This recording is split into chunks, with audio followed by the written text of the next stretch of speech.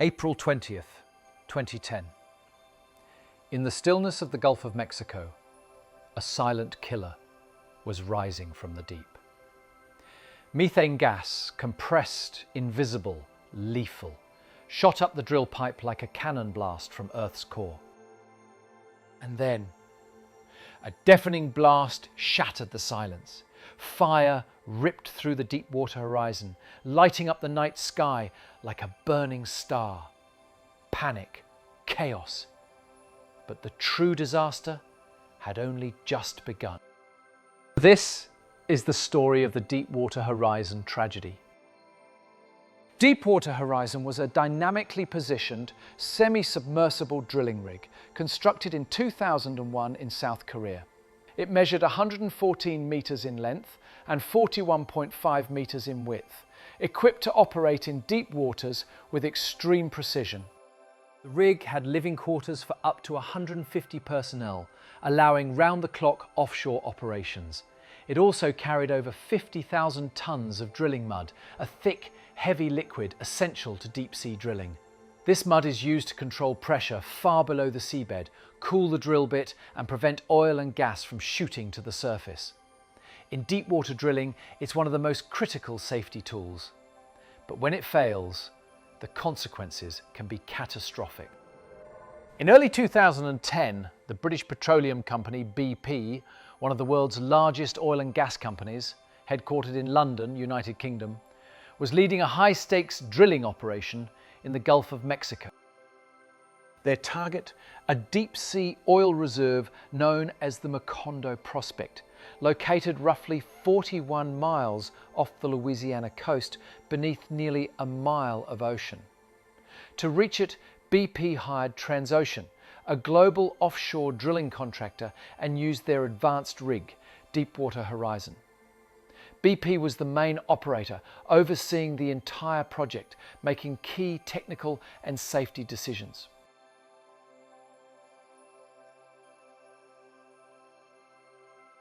April 20, 2010.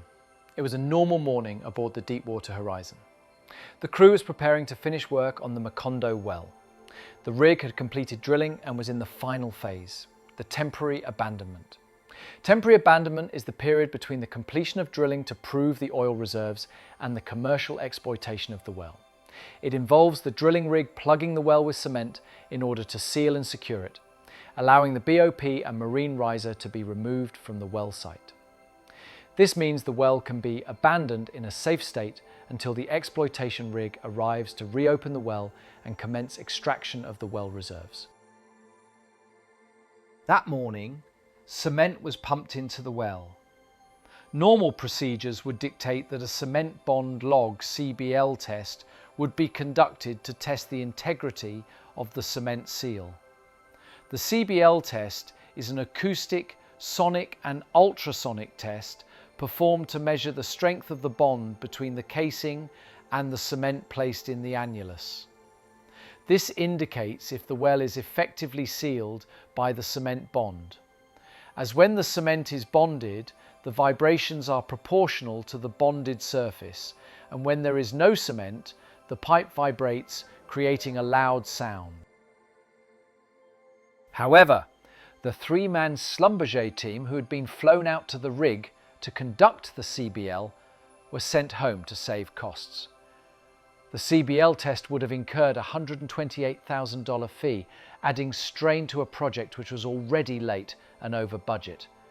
The omission of this fundamental safety step proved to be a significant factor leading to the accident. Had the full CBL test been carried out, the fault in the concrete seal would have been identified. Normal procedure would then dictate that this would have been followed up by remedial action, preventing the well kick and consequential blowout, pressure tests, which under normal circumstances would follow successful completion of the CBL tests were then conducted, despite this being incomplete. The positive pressure test was successful. However, the negative pressure test, used to indicate whether the cement barrier had isolated the formation fluids from the wellbore, indicated pressure anomalies. The crew continue unaware that this single decision would remove the well's last line of defense. Hours later, the well would fight back. Without warning, a violent surge of methane gas burst up through the well. It travelled at high speed through the drill pipe, racing past failed seals and faulty safety systems. No one saw it coming until it was too late. The gas reached the rig floor and ignited. A fireball tore through Deepwater Horizon, lighting up the night sky. Crew members scrambled for safety, alarms screamed, but the inferno moved faster than anyone could react. Within seconds, the rig was engulfed in flames. 11 lives were lost, instantly. The rest of the crew fought to survive, as the burning structure buckled beneath their feet. 36 hours later, Deepwater Horizon collapsed and sank to the ocean floor. But what lay beneath was even more terrifying. When the rig sank to the bottom of the Gulf, it didn't take the danger with it. Left behind was the blowout preventer, a massive safety device designed to seal the well in an emergency. But it had failed. And now, nearly a mile beneath the surface, oil and gas began gushing freely from the broken wellhead. At first, the true scale of the disaster was hidden. BP estimated the leak at just 1,000 barrels a day, but satellite images told a different story. Within days, the slick stretched for miles, and beneath the waves, the spill was spreading fast. Thousands of barrels of oil were pouring into the Gulf every single day, with no clear way to stop it. The ocean turned dark. Wildlife began to wash ashore, coated in thick black sludge. And as the days turned into weeks, the world began to realize this wasn't just an accident. It was becoming the largest marine oil spill in history. As oil continued to flood the Gulf, BP scrambled to stop the leak. Their first move, a massive steel structure called a containment dome, lowered over the leak like a cap. But at such extreme depths and cold temperatures, it failed almost immediately.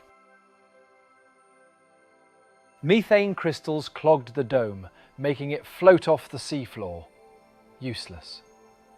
Next, they tried the top kill method, pumping heavy mud into the well to counter the pressure. The pressure was too strong. The mud shot back out. Another failure. Then came the junk shot, an attempt to clog the well using shredded rubber, golf balls and debris. It sounded desperate, because it was.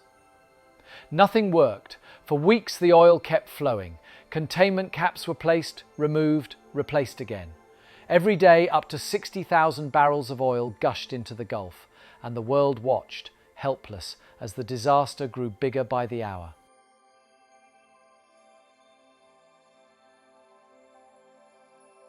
After months of failed attempts, engineers prepared one final operation, a new capping stack built to seal the well completely. On July 12, 2010, remotely operated submarines carefully lowered the cap onto the damaged blowout preventer. It was delicate, dangerous. A single mistake could trigger another eruption. But on July 15th, after 87 days of non-stop oil flow, the cap held. For the first time since the explosion, the Gulf fell silent. No more oil, no more rising plumes. But the crisis wasn't over. To make the seal permanent, BP began a final procedure, called a static kill, pumping heavy mud and cement from the top of the well. And finally, in September, a relief well intercepted the original borehole deep underground. They pumped cement from below. The Macondo well was officially declared dead. The leak had ended. But the damage had already been done.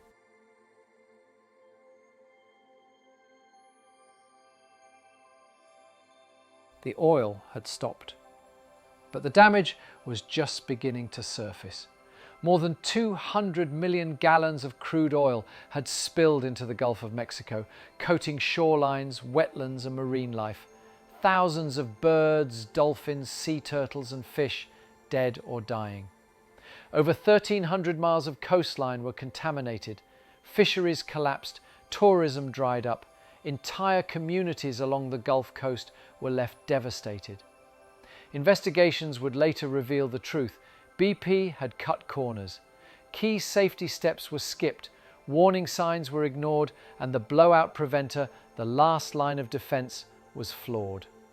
In 2015, BP agreed to pay over $20 billion in fines and settlements, the largest environmental penalty in US history. But for the families who lost loved ones, for the wildlife that never returned, and for the waters still healing today, no price could ever make things right. The Deepwater Horizon wasn't just a rig, it became a symbol of what happens when profit is placed above safety, and when one mistake at sea poisons the world around it. This was more than an accident. It was a warning. One rig, one decision, and the ocean changed forever. The Deepwater Horizon disaster exposed the cost of ignoring risk. The silence after the fire revealed the voices that were never heard. 11 lives lost, billions in damage, a sea still healing. And a question that still haunts us today. Could it have been prevented? Or did we simply choose not to listen? When safety is compromised, the sea remembers.